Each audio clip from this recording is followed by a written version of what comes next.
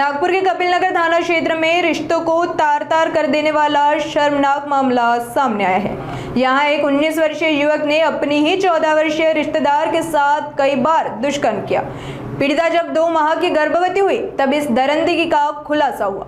शिकायत मिलने पर कपिल नगर पुलिस ने मामला दर्ज कर आरोपी को गिरफ्तार कर लिया। पीड़िता की उम्र महज 14 वर्ष है, जबकि आरोपी 19 वर्ष का युवक है जो पीड़िता का रिश्तेदार लगता है। आरोपी से नाबालिग को डरा धमका कर 2 से 3 बार दुष्कर्म की वारदात को अंजाम दिया और किसी को बताने पर जान से मारने की धमकी भी दी।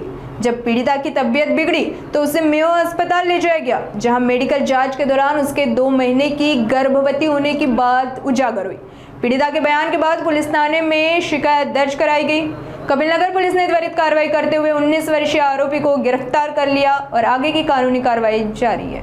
सर, आपल्या कपिल नगर पोलीस स्टेशन अंतर्गत एका मुलीसोबत काही घरच्या ओळखी माणसानंच काही जबरी संभव केला। नेमकं काय माहिती आहे, कोण आरोपी आहे, कशा प्रकारे घटना घडली आणि कशी उघडकीस आली, काय माहिती? जय हिंद। पोलीस स्टेशन कपिल नगरच्या हद्दीमध्ये एक महिला आहे 36 वर्षाची, यांनी तक्रार दिली की त्यांची मुलगी आहे 14 वर्षाची आणि जो नातेवाईक आहे त्याचं नाव आहे सूरज गौतम मडके व 19 वर्ष, हा मेंढेनगर पठार तालुका काटोल इथला आहे, तो नातेवाईक आहे। आणि ही घटना आहे 16 जून 2026 ची।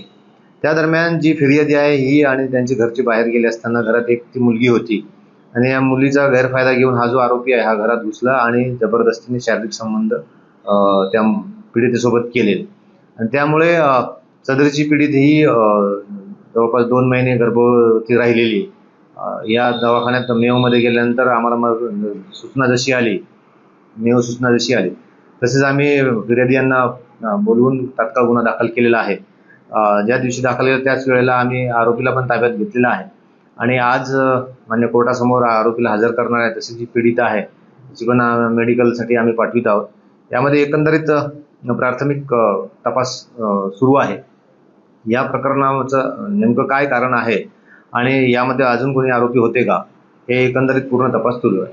सर, हा अटक आरोपी काय कामधंदे करायचा, त्याचा पार्श्व रेकॉर्ड समोर आला आणि त्यांनी जीव मारण्याची धमकी दिली होती? बरोबर, जेव्हा यांनी 2-3 वेळा असा प्रकार केलेला आहे आणि त्यावेळेला त्या पीडितेला यांनी धमकी दिली की कुणाला जर सांगितलं तर जीवाने ठार मारून टाकेन। त्यामुळे ती पीडिता घाबरलेली होती आणि त्यामुळे तिने तक्रार दिली नाही। पण घरच्यांना जसे समजलं तसं लगेच आपण गुन्हा दाखल केलेला आहे। प्राथमिक दृष्ट्या आरोपीचं कुठलंही असं बॅकग्राऊंड नाही आहे, तो त्यांचं नातेवाईक आहे, तो 19 वर्षाचा आहे। परंतु त्याने जे कृत्य केलं हे गंभीर आहे, त्यामुळे त्याला आपण अटक केलेली आहे।